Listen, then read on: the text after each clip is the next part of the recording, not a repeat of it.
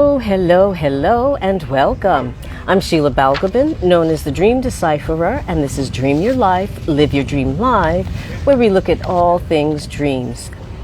Today, my unintended two-part series looks at dreams and whether they can be heralds of a new love coming into our life. Being that it's near Valentine's Day, I thought it would be interesting to look at this issue, particularly as it comes up a lot. I remember some years ago in London, I gave a talk on what dreams about exes mean, and it generated a lot of discussion and some thought around what those dreams about our exes could be saying to us. Because remember, dreams are from and about us, and the people that appear in our dreams are not necessarily themselves, but represent some aspect of ourselves. So the trick is to find out what aspect of ourselves is being represented by that person. Now, according to some Heidelberg University researchers, romantic partnerships are an important part of life, and which makes sense that according to the high continuity hypothesis of dreaming, that our romantic partners would feature largely in our dreams. During a study that these two researchers, Michael Schradel and Laura C. Wood, conducted in 2021, some 1,600 dreams were reported by over 400 students. And the findings not only confirmed the hypothesis that partner dreams are more frequent than ex-partner dreams, which is kind of lends support to the notion of the continuity hypothesis of dreamings. What's most constant in our lives, or most on top, will appear in our dreams, whatever that may be. Furthermore, they found that the interactions with ex-partners within dreams were often more negative in nature than the interactions that were dreamed with the current partner. But there were more positive emotions and friendliness in ex-partner dreams than was expected, which was a surprise. So, but it led to the indication or a notion that partner dreams were just more mundane. It was just kind of like reporting on what was going on, giving you updates, if you will. But there's something about dreaming about our romantic lives that can be not only healing, but give us a sense of direction. And I think of in particular a sleep study that was done at the University of Chicago, if I remember correctly. In this sleep study, 3 groups of women, one group of happily married women not looking to divorce or separate, and another group of women, some who dreamed and some who did not, but had gone through bad breakups or divorces. And what they found during the sleep study, when they would wake up the women who reported that they dreamed or remembered their dreams, and ask what they were dreaming about, they often were dreaming about their ex or some aspect of the relationship. The other group of women, however, reported that they didn't dream or couldn't remember their dreams. Looking at the results of the study, what they found is that the women who dreamed actually recovered more completely and quickly from their bad breakups than the women who did not dream or couldn't remember their dreams. So it shows just how important looking at the information contained in a dream it can move us forward in our lives in some way or other. So, but it's always important to look at what is going on in our waking lives during when we have these dreams. Where are the emotions and thoughts and feelings expressed in those dreams showing up in waking life?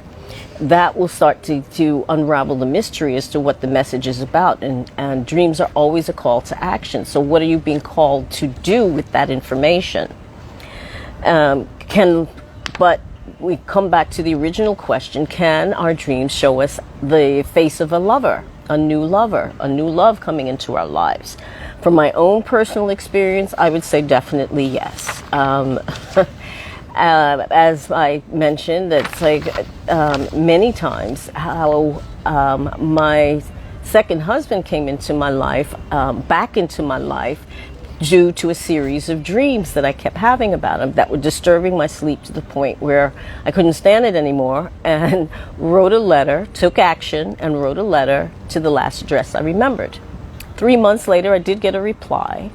And 18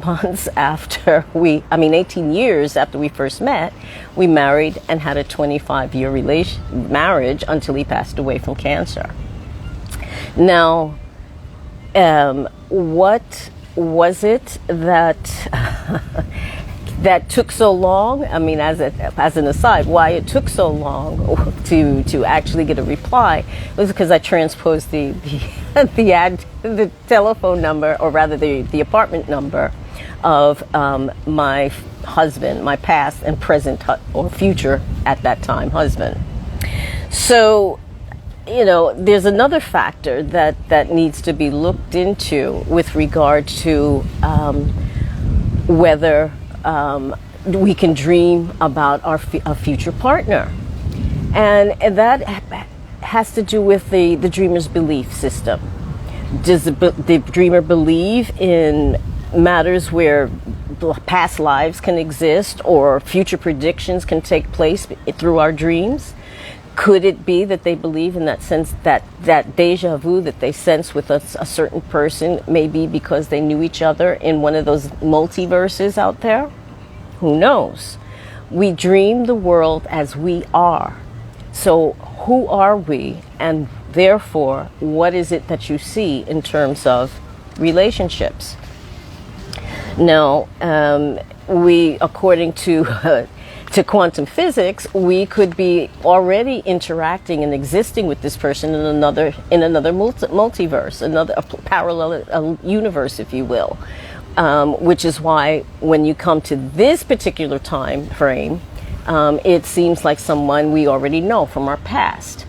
Now, if you look at time instead of being linear, but look at it from the point of view of being maybe a spiral or at least a circle, you standing in the middle of that circle, and one way you look may be considered past, and another way you look may be considered future. But it's all part of the continuity of time. There's no such thing as, it being in discrete, linear, one end to the other kind of way. And ancient civilizations often saw time that way, as in a spiral or a circle. It's only like in Newtonian physics in the 1800s that brought us to this kind of linear conception of time. But there's another question that needs to be asked here, and it concerns not so much our dreams, but who we are. Who are we consciously or unconsciously calling in as a lover? And again, it's like who we are, like draws like. So if we're in a state that is optimal for ourselves, we will call in people who vibrate at that same level. But if we're vibrating at a lower level, perhaps because we're, working from a basis of trauma, then you're going to call in souls that are struggling with the same things that you are, which is not going to be easy or pleasant. So are we the right person that we, to draw and attract a person that we wish to involve ourselves with? What happens here is we have to be completely honest with ourselves and be willing to do the work where there are areas that are of weakness in ourselves to be able to call in the person that is best for us. And it's been my experience personally and working with clients that it's only when we are ready that the right person for the vibration that we're oscillating at calls in the person to match. So the universe will then be ready to send in the right person. Now, I've given you a lot of food for thought here, especially in light of that Valentine's Day will be coming in a few days. But I want you to think about that and think next week when we take a look at our dreams, we'll look at exactly who it is we may actually be manifesting based on who we are. Thank you so much for watching and listening. I hope I gave you some food for thought. And if you have any questions, get in touch for a free consultation. So if you have a dream or have trouble sleeping, we can look at those things and see how to improve things. Hey, Tom, it's nice to see you. And Gabriella, thank you so much for joining me. I mean, I'm here at the end, but never mind. You can watch the replay in a few minutes. Thanks so much for watching and listening. Have a great rest of the day, and I'll see you again very soon. Take care. Bye-bye.